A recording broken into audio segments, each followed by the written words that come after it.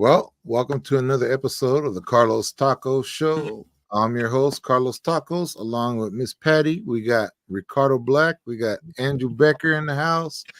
Miss Patty, take it away. What are we doing tonight? Greetings, everyone. Welcome to our space. Tonight, let's talk about the environment that we live in.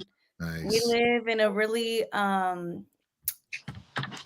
we live in an amazing location Mm-hmm. geographically. And I got this thing in the mail recently, and I want to talk about this Okay. recycling in our local community, the history behind the lands, outdoor recreational parks. We're going to talk about projects and the impact on the environment. We have some amazing guest speakers today. I'd love to introduce Mr. Ricardo Black, y'all. I met this very educated and knowledgeable community member years ago during one of my it was a bio class. We did a tour at Black Diamond Mines, and Ricardo went on to teach us about the trails, the history behind it, the natural resources that were used. So lots of knowledge here. And then go ahead, Ricardo, if you want to introduce yourself, tell us about yourself. Oh yeah, yeah. Thank you, Patty. It's good to see you. It's been a while, but yeah, my name's Ricardo Black. I've been, uh, I guess, enamored by plants and botany in general since towards the end of my high school. But yeah, I live in Oakley. I've been active in my community via Los Medanos College. I was there for like 7 years, just originally trying to get my chemistry major, which I did get my associates in chemistry, biology, and math. But I ended up transferring to UC Davis, where I got my bachelor's for environmental science management with a focus on soils and biogeochemistry. So all about the land, because if you want to grow any plant, whatever it is, it's all about where you're growing it. As long as you have a good soil, you could grow anything. But yeah, currently I'm working part time with the Los Medanos Nature Preserve still. So I became very attached to that little garden. It's roughly 2 acres, and there's a lot going on there in terms of California native ecology, which is kind of like also my focus of interest. And we could delve into those reasons throughout the show. But yeah, and most recently in January, I got my newest full time job with the John Muir Land Trust, and Nice. my position there is manager of stewardship and public outreach and engagement. So again, it's building that gap between people and nature, and how to take care of the land and involve the community to achieve that. Because there's a lot of work to do, and there's a lot of people out there that I know are passionate about their community and would love to go out and help out in nature. So yeah, that's a little bit about me. Excited to have Mm, you. Hey, Thank you. quick, there's some sound issues that I'm hearing. Is it just me? No, no. Somebody's like they're probably trying to watch it while they're on. You just gotta turn your volume off, that's all. Or lower your volume. Okay. Whoever's watching themselves. And welcome Our in stream. Catherine Wade. Thank you. No, that we have a lot of that was beautiful. We're gonna jump into all of those topics. Ricardo, remember to jump back in. Um, Andrew Becker, another introduction, y'all. Andrew Becker is a huge advocate. He shows up to the city council meetings, and if it's anything about property and land and funding for housing, and Andrew Becker is our subject matter expert, I think, on potential projects. And so, Andrew, if you want to drop a little nugget of yourself and what you'll be bringing to the conversation tonight. Thanks, Patty.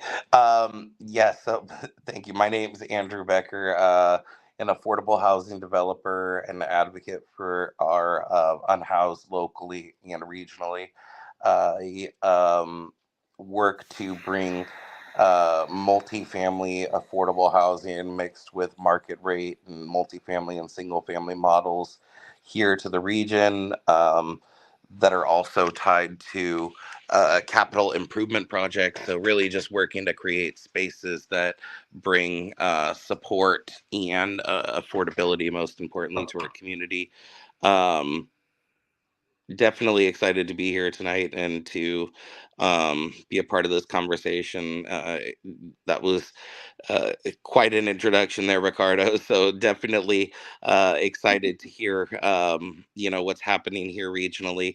Would definitely love to speak with you offline as well. One of our projects we're working on is actually a land bank mitigation project here in the Bay Area and the Delta specifically. And so, I think that tying these development projects to community-based organizations as well as local trusts.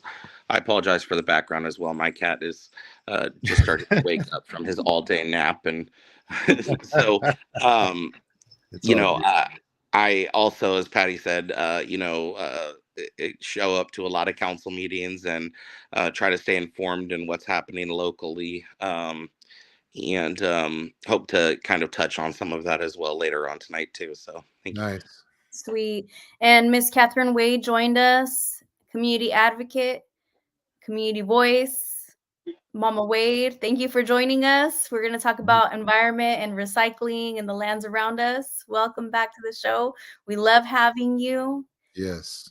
Thank you. I really want to learn more about the environment and how I can start me some gardens. Right. I want to grow me some fruits and vegetables and some food. Yeah. So thank you. And I want to learn about the environment. Thank you. Thank you. Right. And then we have Frank Sterling. He will be jumping on about halfway through the show, and he has some knowledge on local lands and whatnot. So let's get started. Right? So a little bit about the Delta in Antioch. Antioch and the Delta that we have, it's one of about 1,500 estuaries. So what makes it unique is we have this fresh water coming from the mountains, goes to the Delta, and it meets our salt water. So that makes it an estuary and unique. With that, there's an ecosystem we fish from, we drink from. A lot of water is recycled. I do believe that anything we put out into the universe comes back. So recycling and I guess our methods of how we categorize everything is going to have an impact long term. So the sooner we can get on board with just getting with the new recycling program, the better. Ricardo knows a lot about the original lands and the original peoples. Ricardo, would you like to school us a bit about the Bay Miwok people? Sure. I know a little bit about the indigenous cultures, yeah. But I guess to grasp a little bit more and to go a little more in depth of what you said, California does have a very unique climate.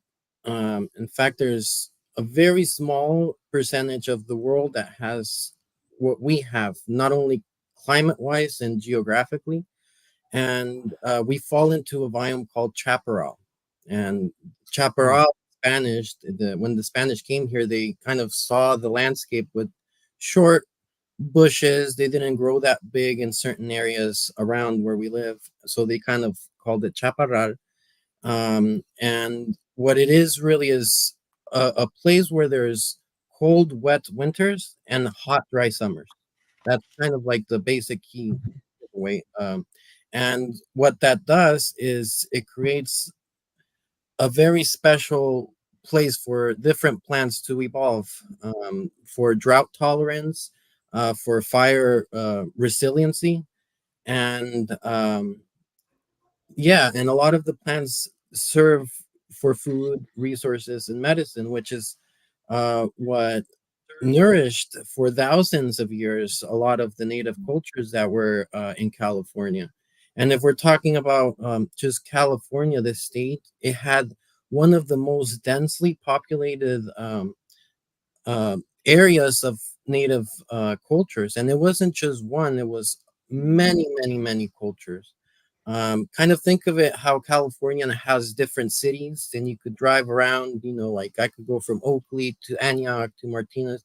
There was different tribes all along the bay where you could do that. They had different languages which were grouped together by again the Spanish when they came here. So you might hear Miwok or Ohlone or Yokuts. A lot of these names weren't specific to the true identity of the indigenous peoples, but they were linguistically grouped together. So the Miwoks, they kind of categorized a whole bunch of tribes from the area and called them Miwok, and then Ohlone similar. Today, there's still Miwoks, Ohlone peoples, but because a lot of the changes that happened with California becoming a state, the Spanish and Mexico era, there was a lot of changes, and those changes in the land, I think, is what slowly completely changed the culture of how we live in the state.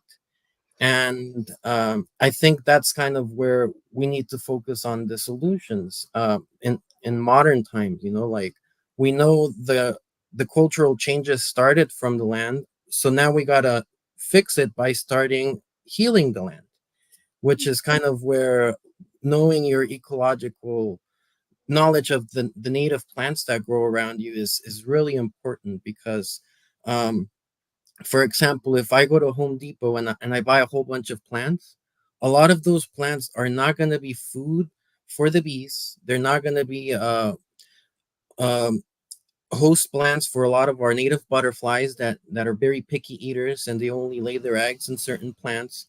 And then if you go to a California native nursery and get some California native plants, you're feeding the pollinators, hummingbirds, butterflies, the 4,000 over 4,000 native bees that we have in the West Coast. So the point is there's a higher ecological output of being conscious about the plants that you're planting compared to planting just something that's not native. And again, you could really see this mirrored in our society because a lot of our ecological challenges come from introduced invasive species. So you have people from all over the world. They're coming to California around the time where they found out that there was gold. So as any person immigrating from their home, you want to bring a little piece of home with you, right? So a lot of these people are bringing the medicines they know from their homeland. And when they come here, they create a shift in balance of the ecology, and the shift in balance is what we're, as environmentalists and people that care about nature, that's where we're struggling. How do we reach a balance where these invasive species aren't harming our soils and our native ecology, and how do we reverse back to what was once before, which is very difficult as we can see looking around. Through education. Education is key. Yeah. Right. Education. There's two. Go ahead, Carlos. Right. I'm sorry. I had a question. You mentioned about the bees and stuff. Is there truly a shortage? Because I'm seeing an increase in pollen now. I mean, cars are like packed with it more than usual. Is that rumor about a shortage in bees? Is that true? I think it's misunderstood. So when it comes to bees, they do need pollen. A lot of it is for reproduction. They feed it to their larvae babies, and then they also get honey. But the ones that we know, the European honeybees, they are not going extinct because we as humans grow them. Like beekeepers will grow queen bees and commercially, industrially sell boxes for a lot of the farmers, especially in industrial farms, where they're growing acres and acres of trees that need pollination. They need extra bees, so they will purchase the honeybee boxes and the queens. When it comes to the native bees, and again, we're talking about over 4,000 species. That's different species. They could be solitary, which means they don't live in a hive like the honeybees that we know. Some can live like the carpenter bee. They literally crunch through wood. They make a hole with their jaws, and then they live in the wood. They put their eggs and stuff like that. So a lot of them are endangered. Those native bees are endangered. The honeybees aren't. And a lot of it has to do with pesticide use. A lot of the pesticides sometimes have negative effects to other insects, including the honeybees that they use, and habitat loss. So a lot of development erases or completely eradicates habitat that a lot of these insects depended on. So it makes sense when you kill the food of these insects, there's going to Right. be less. So that's it's kind of yes and no of them going extinct. The honeybees will be okay. Okay. Now, there's two places that we could learn even more about the species in our local community here. That is the east, that is Big Break Shoreline. There's an East Bay something center there. And there's also Black Diamond Mines. That's also another center of knowledge. I highly recommend if you live in Antioch, Oakley, Pittsburgh, go to Big Break, check out their indoor species environmental. It's all about the plants and animals and wildlife, and then also Black Diamond Mines. Is there anything else that we could learn about in those two locations? Did I miss another place, Ricardo? Well, I think the East Bay Regional Park District is a great agency. I was lucky enough to work for them for 4 years, and at Black Diamond. And there's a whole bunch of parks all over Contra Costa and Alameda that serve as a really good gateway to nature. They do a really good job at making that accessible. And Big Break is great if you want to learn about the Delta. They have a visitor center. It's very interactive. Black And it's Diamond has free. It's free. Free. yeah That's a yeah good free price. resources. It's really nice. It's pretty new. It's one of their newest facilities. And then Black Diamond Mines, they do mine tours. They do guided walks. It's also a really close park where you could go. And of course, Los Medanos, the nature preserve. You could also volunteer there. We're doing one this Saturday if you want to check it out. It's from 9 to 2. We're going to be out there. There's a club called the Hyphy Club that I helped found when I was a student. And the Hyphy Club it's the name comes from a part of the mushroom. So there's a part of the mushroom that's called hyphae. And we thought because, the whole hyphae movement, it would kind of like pick up. And we envision it kind of like the mycelium, the mushroom, that grows and expands and connects, talks to plants and does all these exchanges. We're kind of embodying that mycelium and hyphae. We're taking all our knowledge, our nutrients, and kind of nourishing all of our peers by sharing and making a safe space to talk about these things, because we can make a difference. A lot of times people are like, well, climate change, there's all these issues. What am I going to do? I'm just one person. Well, you can do a big difference. Like I plant certain, I threw a whole bunch of seeds last year, and this month they started to bloom, and I saw bees on them. And I was like, if I didn't do that, that bee wouldn't have had its lunch. So like you can make a difference, even if it's small. And if we all collectively start shifting, we can really, really start seeing changes in our environment and our natural spaces. I love it. Nice. Hey, what you said about hyphae forever. I hope hyphae will never die. Yeah. What's interesting is I went to Black Diamond, the trail. I went for a walk with some friends. We could talk about the trails next. And there was this family of mushrooms coming out of the soil. And I sit there and watch them, and I watch them literally exhale. It was like they kept inhaling and exhaling, and I could see the carbon Oh, wow. dioxide, right? And because it was kind of cold, but I could see it in the air. It was like Ah, it was a trip. It was like we were communicating, like I knew they were there. They knew I was there. I ain't never seen a yeah. mushroom. tree. It was a trip. It was cool. It was really cool. Yeah, So they it sounds like you saw the mushroom because what we see, that fruiting body, it's the Mhm. way it reproduces. So mushrooms are really cool because they're not plants and they're not animals. They're their own kind of organism. Mhm. And unlike plants, they don't have seeds, they have spores. And they're Mm. tiny, like you need a microscope to really see them. They're more like almost like pollen. And when that fruiting body matures, you'll see it kind of just drop those spores. And Mhm. it's kind of like what you described. It kind of looks like it's breathing. It's There was reproducing. air coming out of the soil. You could see the movement of, Oh, That's dope. you know, when yeah, when it's mushrooms are cold really and you cool. go, and you could see your breath. It was like that. Whoa. I tried to record it, but it wasn't enough. Okay, so speaking of trails, y'all, there's a lot of trails around Antioch, Oakley, and they're awesome to walk. If you follow um, Lean In with the Kings, Miss Dominique King and her family, they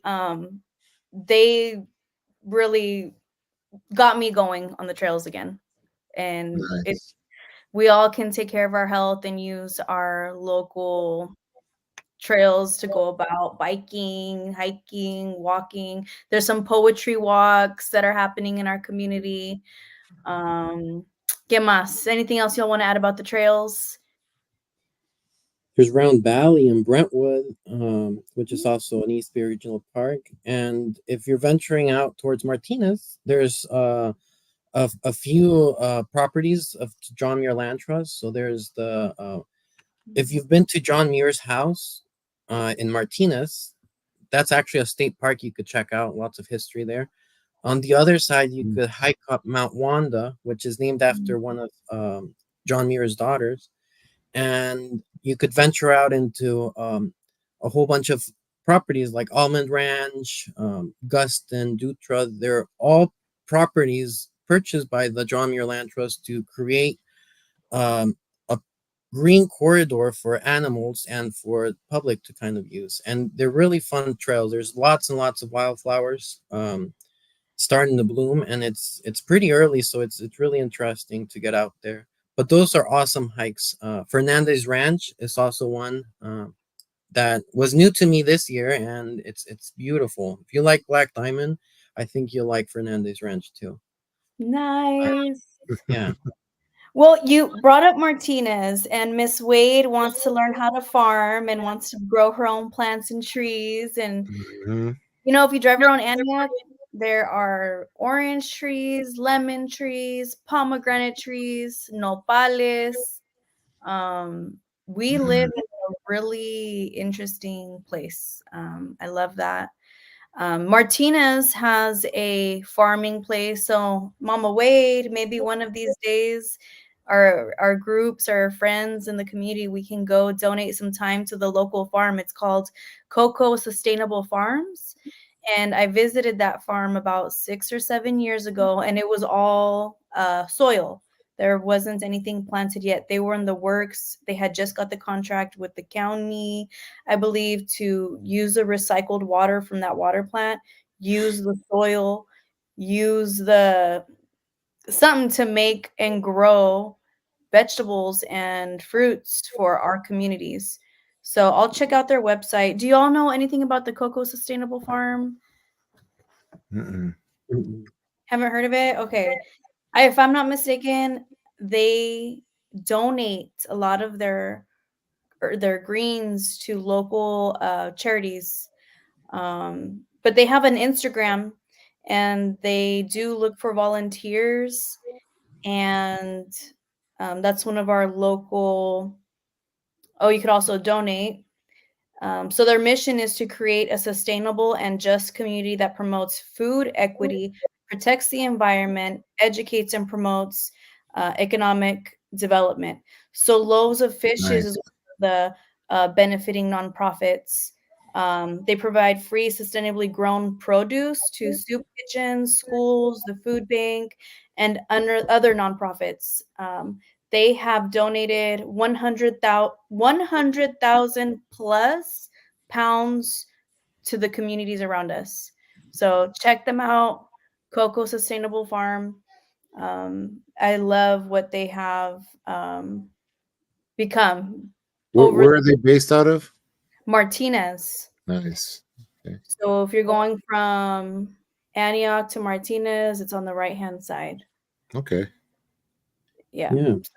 So we could, I you have, know, yeah, I haven't heard of that, but I have heard of a farm in Pittsburgh, which is Mm. also part of the JMLT, the John Muir Land Trust. It's the Family Harvest Farm. It's a pretty new farm as well, and they take apprenticeships. They focus a lot on helping foster youth, giving them the skills and abilities to go out into the world and be prepared for a career. And yeah, if you want to learn how to farm, you could volunteer.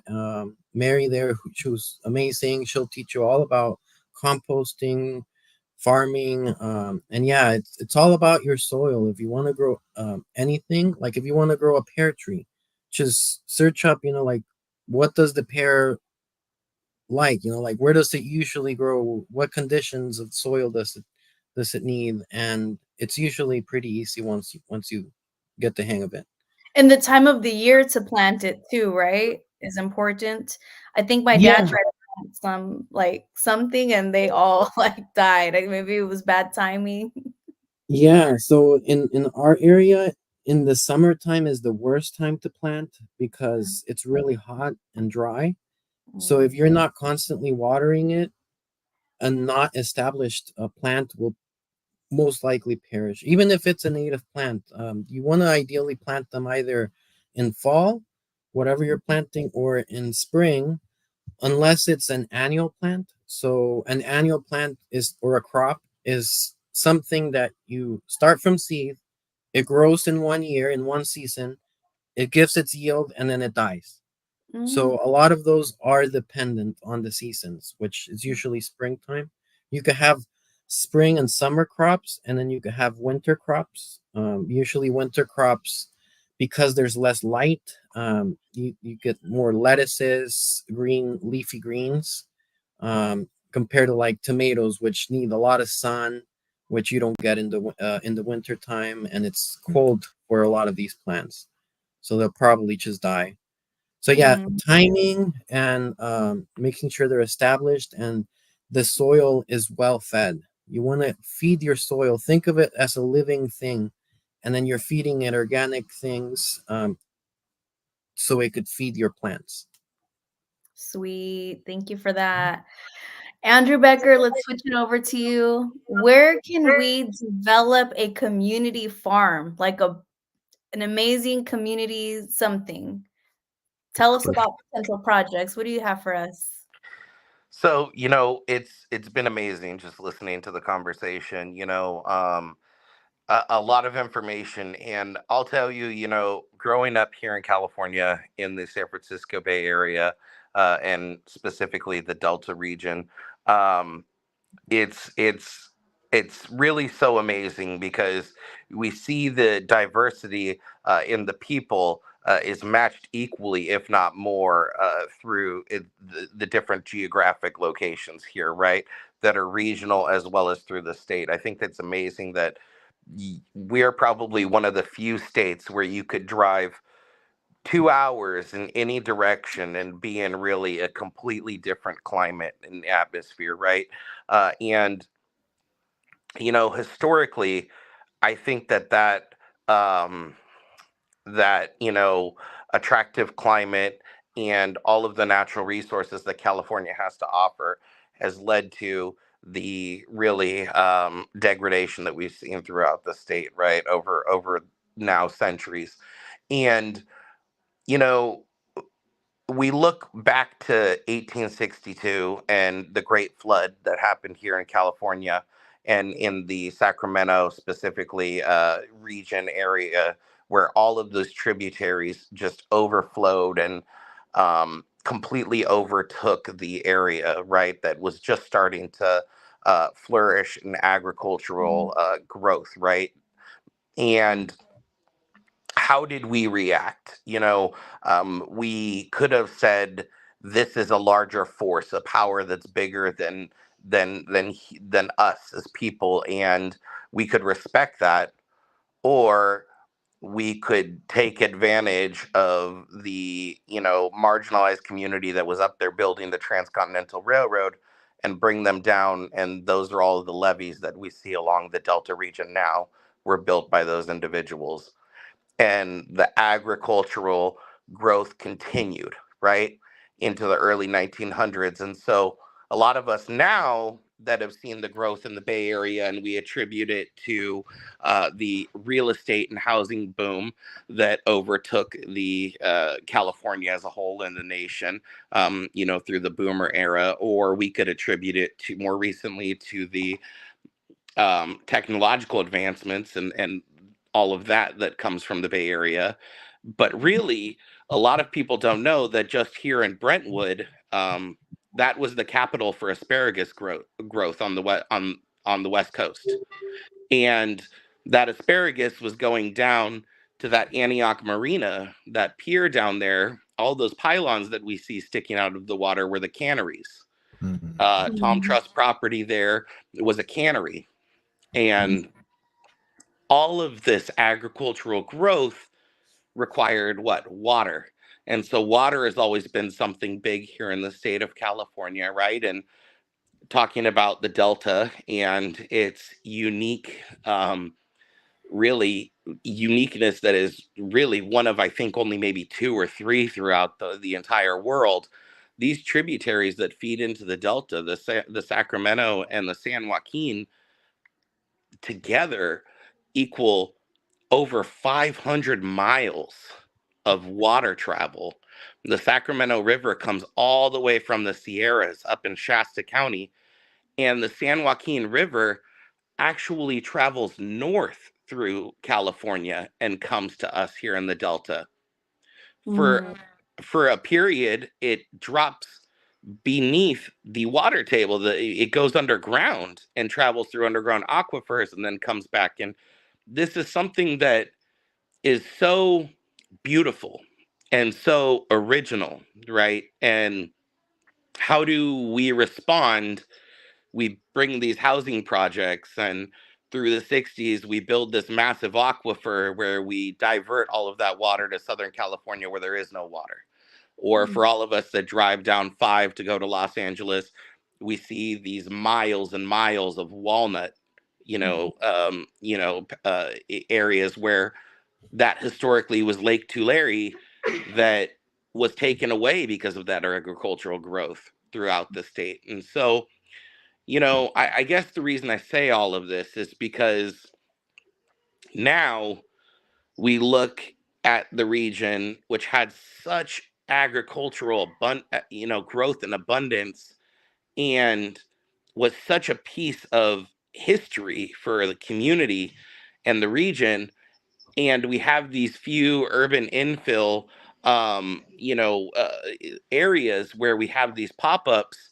But even speaking to that one in Pittsburgh, that's out on the previous Stoneman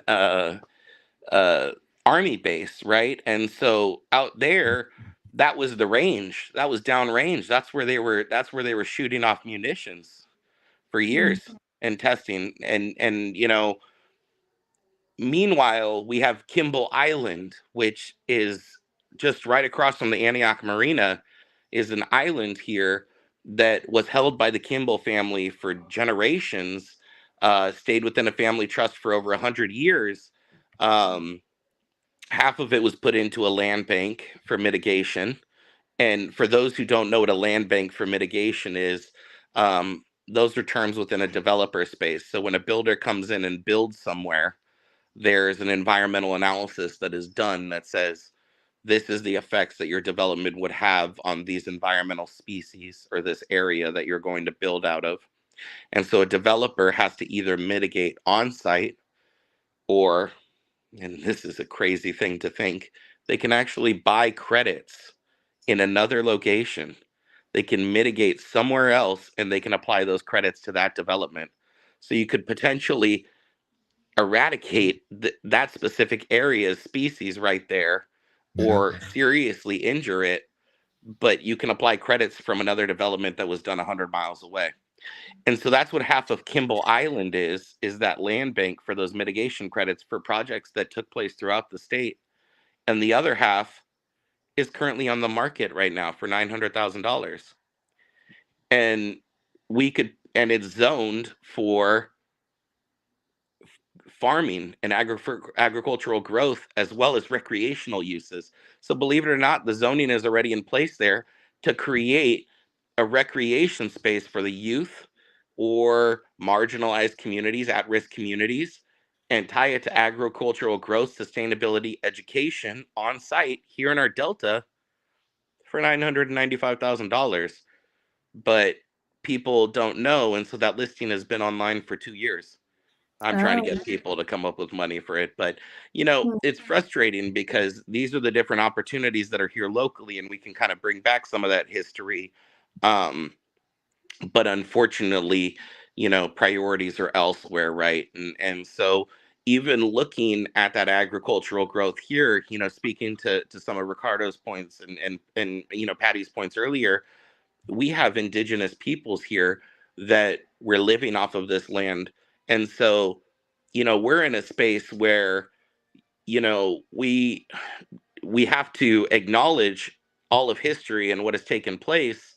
But we also have to, I don't want to go into a space where we're saying let's look at how amazing this this farming and this growth and all of this was out here.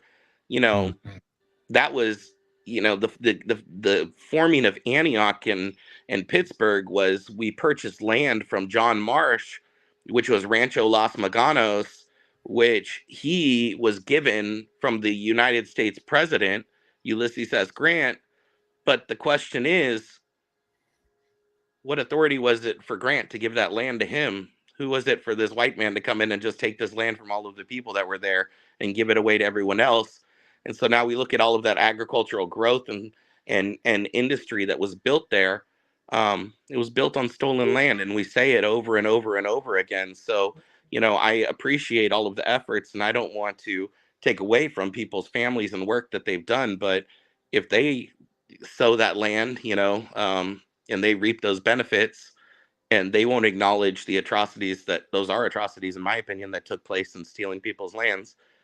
It's a fine line. So I apologize. I know I could be a bit long-winded when I speak, but No, I learned quite a few things. Love having you. good. No, that was a lot of knowledge that was just dropped right now. I'm processing it. Because it is stolen land. And I see a solution. I mean, if they were to make that into a farming space and then they could create some fun transportation for the youth to go on over to the island and do farming and agricultural studies, that would be a beautiful program for our community. I think so. Yeah. Dang. So then I'm curious, like, if somebody has credit somewhere and they know that they're gonna kill like a lot of species in that terrain, they can use the credits from another location to like pay it back, kind of thing. Yeah, and so we think of that as just what's crazy is that we are fighting these battles not just against the people, right? We think of the capitalistic society as these private investors that want to come in and they don't care what they tear down to get where they're going, right? I'll give you an example. One of the largest projects, one of the largest environmental reviews. I apologize, that my background. One of the largest environmental reviews that is that is going on right now in California is the environmental review for the high-speed rail project that they have planned from Los Angeles to San Francisco. And they have a high-speed rail that's going from Los Angeles to San Francisco. Okay. That's the long-term plan. Right now, they have it going from Bakersfield to Merced. Mm. But eventually they want to bring it through Los Banos and then Pacheco Pass out there where the San Luis Reservoir is. And they want to tunnel all the way through those hills. But they found in the environmental review that to do that, they could potentially cause the potential extinction for 2 species that are native to that area. And so what does the government do? Instead of diverting and looking for other opportunities, they start to figure out what are mitigative measures. And mitigative measures are, well, maybe we can help another species somewhere else. And so, yeah, and so that's the balance that some of these laws are, and that's the trouble that some of these environmental lobbyists are the hurdles that they're up against, because it's not a question of what is right or wrong. It's really, for a lot of these politicians and these laws, what's the middle ground, right? And the middle ground typically means that someone somewhere is going to get hurt. Mm. So Collateral damage ish. and what are the Jeez. rewards, right, for people to be able to get from San Francisco to Los Angeles on a train? Yeah. Yeah. Interesting. Do we want to jump into recycling? Has anybody gotten this sheet yet? You got it, Andrew? Ricardo? I live in Oakley, so I don't get that Antioch stuff. Okay, so Antioch is putting out a really big recycling plan. And from my experience, like I was in Germany over 11 years ago, and they were doing this already. Over 11 years ago, they were separating landfill from recyclable, compost. There was a 4th one. It was like paper, plastic, compost, something else. But Antioch is implementing this now. And so I think at some point they might, I don't see anything about fines, but it's important to get to know how to separate recyclables. My mom taught me since I was really little to cut the little plastics in the soda can. Yeah. That was and so I give so much credit to my mama for being the one champion this in the household and making sure that we do this because it does take time, but it also minimizes the amount of things going in our trash, like breaking down the box, breaking down papers, and yeah, it's a lot. So landfill, recycle plastics, papers, and compost. Yeah, you know, Patty, if I could quickly say something, Yeah. I would say that, I completely agree with you. It's very important. And, that all comes down from state legislative actions, once again, that took place that demanded that local municipalities do that. So that's why you see it specifically coming out from the city of Antioch through Republic, right? Because they contract their garbage services through Republic. And so, the frustrating thing is that it's all about accountability, right? Like, and compliance. And here in Antioch, um if there is not that overall education around these proactive environmental stances, or really just where we're supposed to be at, then there's like an ignorance, right? And people don't understand, and so people just stay stuck in the same kind of basic, and you don't see people following those rules. And so what it does come down to is people literally going out and checking garbage cans on garbage days and then finding people. That's literally what they're supposed to do. And in Antioch, I mean, they're struggling to keep track of the stolen cars, right? Let's just be honest. So, I don't know, all of a sudden, and this is a strong leap, but to be honest with you, if it was any other city, I might not say it, but Antioch, these once again can just become tools for targeting communities, to be honest with you. You know, all of a sudden you can start targeting multifamily communities, you know, high density single family communities that are lower income, and it stems around education. A lot of these people, you know, like that live out in like multifamily communities, they just go carry their garbage out to one garbage receptacle, right? Like they're not staying on top of what we're supposed to be doing or what you're supposed to be doing. And so, you know, if the city isn't educating people or the community isn't educating people, and then it does come down, if people show up to check, which they probably won't, but if they do, yeah, I just worry that it's going to be another tool. So, you know, I hope that's not too strong a leap, but I feel what you're saying. I felt that too. It's like, oh, another way to criminalize families that don't have time to really get down to understanding the differences of the different landfills, recycling items. So yeah, educating our community, but I see what you mean. Like it is one of those ways that, well, let's criminalize folks that are not doing it right, because yeah, HB or SB 1383 will require folks to monitor, like you said. People are going to be checking on how we're doing, but it's a thing. It's in process. I think I don't know how long of this is a long-term plan. I don't think that they'll be finding anyone yet, but we could prepare for it. That's probably their end goal, to um, motivate people to do the separation. And there are families that live in a single family homes that are multiple. Like I have neighbors, and they have a lot of, you know, trash, and sometimes I help. I'll put in what they have into our bins just so it's not spilling over. yeah, I Um, mean, what if you literally are renting a room in a single family home? Like when if you don't have that strong of a communication with your landlord, you know, I mean, are people really going to be saying, hey, this is the breakdown, this is where the bin is in this house, so all of a sudden you're throwing it into this bin, and then people are like, well, that's a one in every other situation. Well, we got 114,000 people here in the city of Antioch, so all of a sudden that, and the majority of that is single family homes where a lot of people are renting. So, you know, you put that all together and it can kind of lead to a lot of oversight. And, you know, at the end of the day, like the city has these monthly dumping down at the Pruitt Park, which they like never advertise, but I don't know why they're down there on that end of town allowing free dumping, but it's not on the other side of town ever.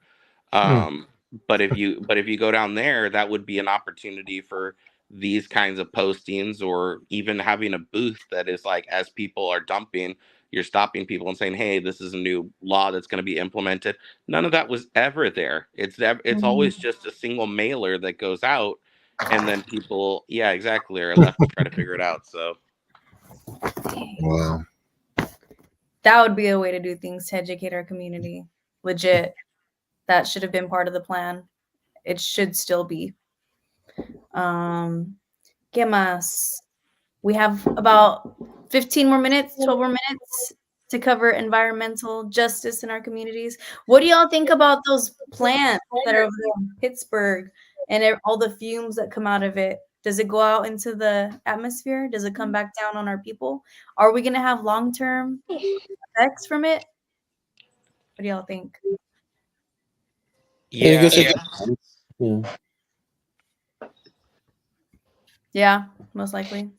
I yeah, know you Mary know, has some input on that, but we'll talk to her yeah. later. So I just want to throw one thing out there for everybody really quickly. Yeah. So at the last city council meeting, the a developer requested an extension on a subdivision map where they want to build like 500 single family homes out here in southern Antioch. And the reason they requested that extension, which has now gone on for like 5 years, is because they can't get environmental clearances or their final permits. And I believe the reason for that, and I mentioned it at a city council meeting, is where they want to build these homes is on a historic natural gas and oil drilling site here in Antioch. In the 60s, they were actively drilling off of this property, and where their planned development is, they actually have a home going in over that capped well. There's still a well down there, a pipe that goes all the way down to the natural gas, and they just capped it and filled it with cement. And now they want to build a home on top of it. Hmm. And there's multiple wells throughout it. And, I'm wondering, first off, why a developer should be allowed to build where they were drilling natural gas and oil. Second off, if there's never anything that ever comes out when that home is finally sold down the road. There's no notice given to the homeowner. So does a traditional homeowner go back and do due diligence and go to a council meeting from 10 years before when this map was drawn and hear about these things? And if it's a huge concern, which I believe it is, why did the city council hear these things and then not even question it? They just approved it without any questions. So would you guys feel comfortable with your house being built on top of a well where they were drilling natural gas for over 20 years? Heck no. No, no, and unfortunately, a lot of the development around the state has issues like that. Like I saw an article where DDT, the famous, I think, herbicide that became famous because it was killing birds, because I think it affected the eggs and they weren't able to hatch. It was causing a lot of environmental issues. The company that was active creating it dumped barrels, and I'm talking about thousands of barrels off of the Southern California coast. And after Oh, a few years, all those metals, those barrels get corroded, and slowly it's leaking into the ocean. So there's a higher rate of cancer in a lot of marine life. So yeah, I think a lot of the fumes that, like how Miss Patty said, they're gonna affect us, and it could manifest in many ways. Higher cancer rates, more allergies. Maybe mental illnesses, and a lot of it can be attributed to that disconnect with the natural world. And I think the most unnatural thing a species can do is create waste that can't be recycled, which ties us back to the whole recycling. Everything in nature is designed to recycle. Like, something will decompose something and put it back into the market of nutrients that are accessible, except humans, the smartest species in the world, who's slowly destroying their own environment. um And just kind of to answer some comments that I've seen Mary put. So a lot of the marshland that we see today, like when I go to the Delta, I'm like, this is pretty massive. There's a lot of things going on. There's less than 5% of the original marshes of California. That's almost completely gone. wow. So try to imagine all the birds, all the fishes, all the plants, that were edible and useful, that are completely gone. And in terms of like the pollution credits and mitigation, if you want to know more about how that process goes, it's the CEQA Act. It's the Mm. California Environmental Quality. Let me check that again. No, It's that's the right. Yeah. California Environmental Quality Act. Yeah, and it'll talk more about the process of making an environmental report. All developers and agencies that want to do something, like build something, have to do this. And surprisingly, it was created by Ronald Reagan when he was a senator. But yeah, it kind of seems like it's an illusion of a solution, because if they want to do it, it'll take years, it'll take money, but if they want to develop something, they could just do that mitigation aspect of it. And in some cases it's necessary. Like I saw another comment that said that the Spanish were the ones that kind of in the gold rush made the changes. The Spanish didn't really, well, they probably knew, but the gold rush didn't happen until after the Mexican American War. So it was like 2 years after the US took over Mexico from the mixed natives and Spanish that were living there. And it wasn't until then that really big changes happened.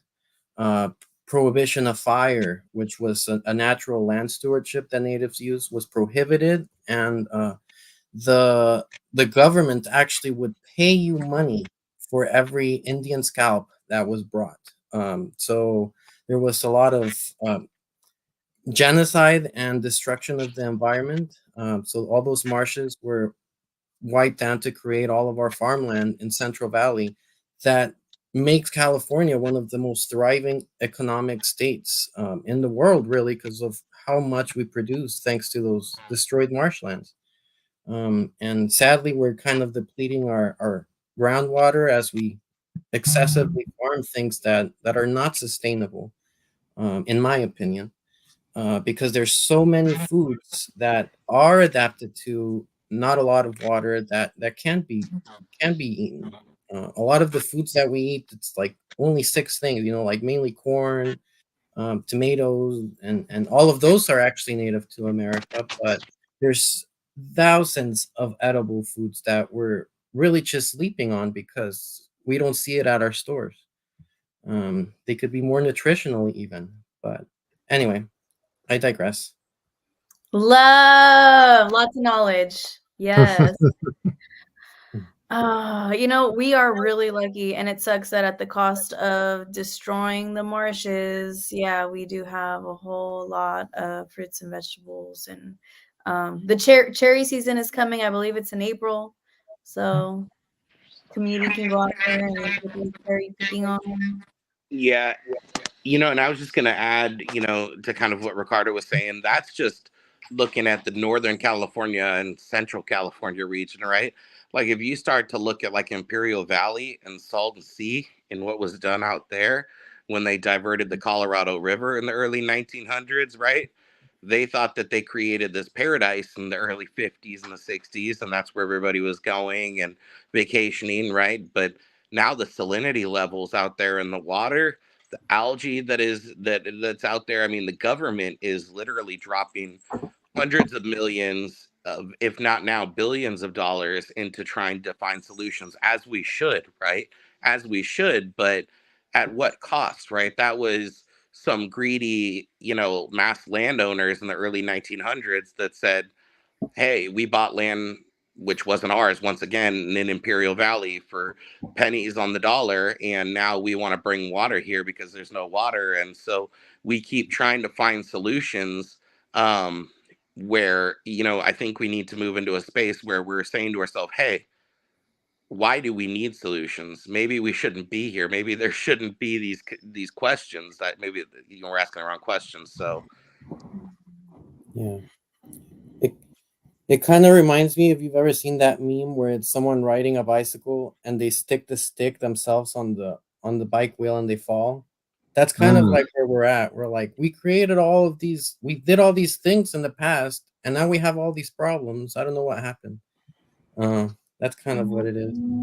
yeah, I mean, if you look at like Los Angeles in the early 1900s, late 1800s, early 20s, 30s, 40s, all the oil derricks and rigs that were out there, and in Malibu and Manhattan Beach and all of that area, Long Beach, like people would just be flabbergasted. But now what is there? All of these single family homes sitting on top of all this land where we literally drilled down thousands of feet into the ground and broke through layers that were put there for a reason. Like Ricardo said, the earth does everything for a reason. So if we're capping these gases at this level, this is the earth saying this is how it's protecting its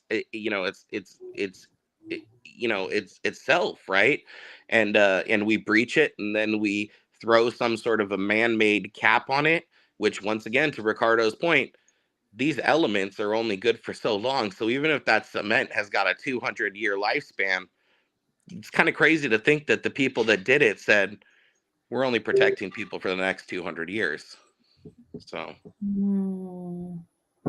yeah, we need to think of things long-term. Long-term solutions matter.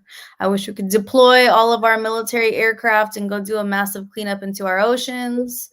One day, maybe they could just put a big net and trap everything that's in the. Did you see that one that was going through the ocean? That big, do you know more about that, Ricardo? a big project they did, that ocean cleaning project. It was like a giant net kind of tube thing that they were pulling out to sea. I think they I've even heard. took it from He here. started it. Yeah. Yeah, that's a good idea. I know there's a project in Antioch that I just remembered. It's a desalination plant. I don't know if y'all heard Yes. about it. It's taking that brackish water that Patty mentioned in the beginning, where it's slightly salty because of the fresh and ocean water mixing. They're taking the water and making it fresh, which is, I think, a really good project to do. And it's almost done, I think, if I'm not mistaken. Yeah, and I think they're that'll, just that'll finishing make it. our water more. I think we could drink out of it. It's safe to drink. That's how. If we were in Los Angeles, maybe not so much. So we are really lucky to have Yeah, these systems in place. I think they even they're piping the the excess, whatever the waste, they're piping that out to Delta Diablo sanitation plant, where that's going to get processed too. So I mean, it's pretty amazing. And I think that speaks to the state's level. We always hear that the state is overtaxing or is over ambitious, but and I'm not saying that the state definitely doesn't have its downfalls, but I am happy that we at least are bringing state resources to these local levels, because alone Antioch would have never been able to do something ambitious like that. But now it could be a pilot for other communities. I love it. With that, I just got a message from Frank. There was an accident in Antioch. He won't be able to jump on, but in the future, hopefully he can jump on the conversation, because he knows a lot about tribal lands and different policies, and the fight between having developments and keeping things preserved, keeping certain parts of our community preserved. So with that, I want to thank you, Andrew. Thank you, Ricardo. I learned a lot tonight, and I'm sure our folks watching did as well. Let's remember to get in the habit, or just start learning about the different kinds of separating our garbage. Try to not put plastics in the landfill, because that'll take forever for our lands to process. So it's better that we recycle them and reuse them, and they can, do what they need to do. Any closing remarks, Andrew, Ricardo? Yeah, I mean, just thank you for inviting me. And another thing, if you want to get more informed, especially about current Native activists, check out Segoria Land Trust. It's a really neat organization that's doing a lot of big stuff in the area. And there's also a hike in Martinez. If you go to the John Muir Land Trust website, you could sign up. I'll be helping out with that walk. And there will be some in April and May if you want to learn about the wildflowers and their ecological role in their hills. That would be something, a cool opportunity. But yeah, thanks for having me. It was a cool conversation. Real quick, we got some recycle details by Miss Mary. Go on. Can you see me? Yes. Yeah. Okay. Oh. Andrew. Go ahead, Andrew. Well, I just wanted to say that it was a pleasure. It was a pleasure meeting you, Ricardo. I appreciate everything that you do for our community and for our environment. It's rewarding in these urban communities, right? When these concrete jungles, right? We look at urban sprawl, and it really just breaks your heart, especially if you live on the fringes. I myself am up here in southern Antioch, close to the Mount Diablo Range. And so we get wildlife that comes in, and it's really heartbreaking when you hear community members that are affronted by the coyote that comes in, or, the mountain lion that comes in, and, they're concerned for their community. Once again, we're taking this space that, was occupied for, so long by others, animals, humans, and I appreciate these forums and these spaces. And, for John Muir Land Trust, also, um, literally one of the most pivotal, organizations here regionally. We literally had a development in Antioch that was going to bring, it was a small developer that wanted to do like 35 homes. I believe it was through John Muir Land Trust. They actually acquired that land and got that property before entitlements or after entitlements had been submitted. So right before the ground was going to start breaking for these homes, we see these conservations that come in and stop these developments and protect those ridge lines. And, it doesn't make the news, right? It doesn't. It's in some article that really only the concern typically end up reading. And so with that, I'll digress because Mary's back on, but I appreciate everyone here. Thank you, Carlos. And We thank appreciate you. you. All Thank you right. so much. Mary. I have no idea that you guys heard out. Hopefully, you didn't hear me cussing at the screen. No, We you're did. good. We heard everything, Mary. So what I was saying is that Republic Services, that we only have specific kinds of plastics that we're capable of recycling. That the rest of the recycling, if it's not cleaned, it doesn't get sorted. They just put it in the dump. So what they're doing with the cleaned ones is they're separating it by the class of recycling plastics that they are, and they're sending it to other facilities, most of them which are overseas. So they're shipping, so they're making it's even worse than just not using plastic at all. So instead of using plastic, Patty, hold up your bottle. Good job, Andrew. Single-use items, cut it out. Don't use them. Use the ones that you can continually use. Lastly, the food waste is creating methane in the dumps. Mhm. So if you're not separating your food waste and putting it in your green recycling, you're helping create methane. And methane is a gas that burns quicker than carbon dioxide does, but it also sits up at the top of our ozone layer. And it's creating a greenhouse effect, which is heating up our planet.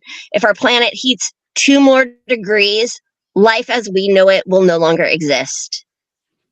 Mm. Mm-hmm. Gee. So sorry, I got Yeah. a little passionate there. Well, thank you. Thank you. That was a great closeout, Mary. Knowledge. We should do this again. Mhm. And we got the music playing. All So right. with that, we want to thank everybody that stayed and watched the show, and all you guys for coming on the show and talking such, awesome knowledge. I didn't know half this stuff, and everybody out there, like, subscribe to the channel, share, tell a friend. We're here every Thursday, Pacific Standard Time, 8 p.m. Let's be kind to Mother Earth, you guys. We gotta it's you can see change, and we need to go back to our roots and treat the earth like it's supposed to be treated, but we live in a fast-paced world now, so but with that, Amen. thank you all for being on the show. Miss Patty, give you some last words. You want to say something real quick? No, thank you for providing this space always and allowing us to just keep learning from each other and keep building the community, to share info along and to make our community a better place for everybody. That's right. And with that, Thank we're you. out of here. Peace.